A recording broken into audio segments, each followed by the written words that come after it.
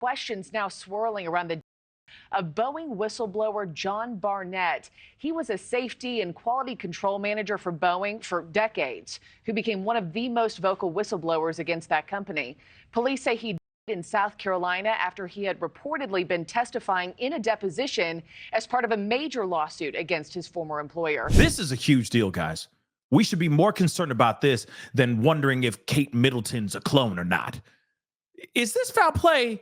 I mean, yeah, I think this is foul play, y'all. What's up, everybody? It's your boy Pascal. Welcome to the Pascal Show. Listen, guys, something's really going on in air travel right now. Yes, I know some of you guys are about to pack up your bags, go out to spring break, or maybe not spring break, whatever. Get ready for a huge summer vacay and all that stuff, and go on holiday and all that stuff, okay? And let me just be real. Good on you. Enjoy your trip. Can I come with you? But anyway, outside of that, something really big just happened, and we should really give a damn about this. Barnett was in Charleston to testify against Boeing as part of a class action lawsuit. The Charleston County coroner's office said Barnett died of a self-inflicted gunshot wound. By Saturday, when Barnett didn't show up for questioning, police went looking for him. Police say the 62-year-old was found in his truck outside of his hotel. Flying has been very, very difficult as of late. I mean, you got planes, landing gear falling off of the planes whilst it's in flight.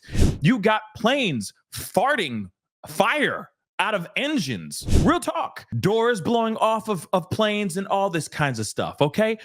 Pretty crazy, terrifying things that are happening whilst up in the air, flying in this freaking tin can. It's some really dangerous and really crazy stuff. But something really crazy just recently happened, and this screams foul play in my personal opinion. John Barnett is the whistleblower that is supposed to be exposing a lot of things about the production of these aircrafts by Boeing. But what's interesting is that he was found in his hotel parking lot with a self-inflicted GSW to the head. And of course, it's very easy for us to sit here and go, hey, how did that happen? Oh, okay, maybe he had a psychotic break, maybe he had a mental health issue, so on and so forth. But this is at the same time of him doing his deposition for a huge lawsuit that he was involved in. Let me explain. But before we go any further, please be sure to crush that like button down below. Don't forget to crush that subscribe button on my YouTube channel. Hit that follow button on my Facebook page. It'd be great to have you part of the Pascal Show family. Anyway, it's time to get back to it. John Barnett, 62, was a quality manager who retired in 2017 after several decades with the company. He passed away March 9th of what appeared to be a self-inflicted GSW. Now, Boeing came out and said, we are saddened by Mr. Barnett's passing, and our thoughts are with his family and friends. Oh, I'm sure they were saddened. Moving on, at the time of his demise, Barnett was due to wrap up the final day of his depositions ahead of a June trial date in a whistleblower case he filed against Boeing in 2017, alleging that the company retaliated against him for raising concerns about production issues. So as I said before, John was out here trying to point out, saying, hey, there are some things going on when it comes to production to these aircrafts. Maybe they're cutting corners, maybe they're overlooking certain procedures and whatnot. I don't know what it is, but the quality of these planes seem to be dropping as time goes on. And I'm sure a lot of you guys are wondering how he was found. Let's take a look. Barnett failed to show up Saturday morning for his deposition. He didn't answer any of his phone calls that were made to his mobile and to his hotel room. And hotel employees ended up locating him in his orange pickup truck in the hotel parking lot.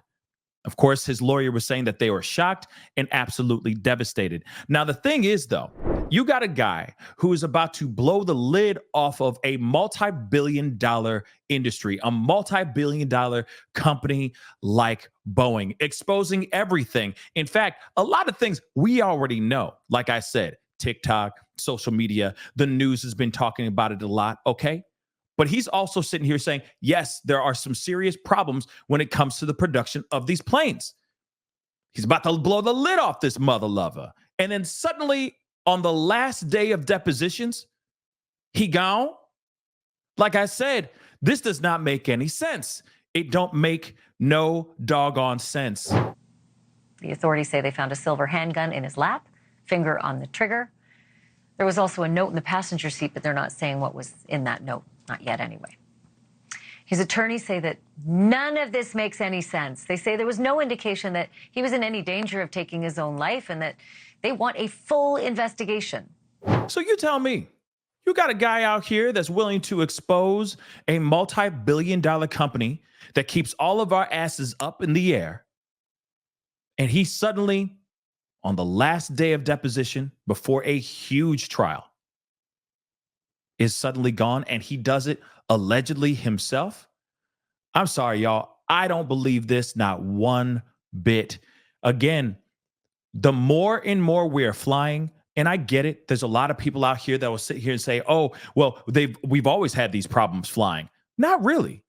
I feel like we're hearing more and more issues about fire coming out of engines, doors getting ripped off, landing gear falling off of planes while in flight, more and more now than I've ever heard in the past 15 years. And again, I'm someone who doesn't like to fly. I've had some bad experiences, and I know some of y'all can relate.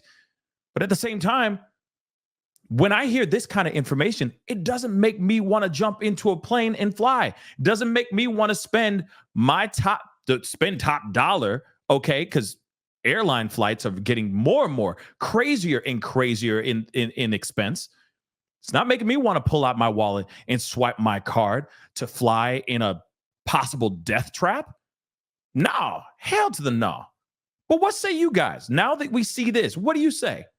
What are your thoughts? Is this foul play or not? It just seems a bit convenient that right when he got things set in motion for this trial, that's the day he decides to do the unthinkable to himself.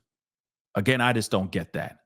This screams foul play, in my personal opinion, way too convenient. And I hope we get down to the truth of what happened here very, very soon. The other question is, what are they hiding? What else does he know that they had to allegedly, possibly take him off this planet for? That's the other question I'd like to know too. Anyway, guys, comment down below. Let me know what your thoughts are. Don't forget to hit that like button down below. Crush that subscribe button if you're watching on YouTube. If you're watching on Facebook, please be sure to crush that follow button on my Facebook page. It'd be great to have you a part of the Pascal Show family on all my platforms. Anyway, guys, it's time to get going. Be good to yourselves. Be good to one another. And let me tell you something. I suspect foul play. I'll see you guys in the next video. This is the Pascal Show. Bye. Pascal. You are now rocking with that dude Pascal. We be going wild.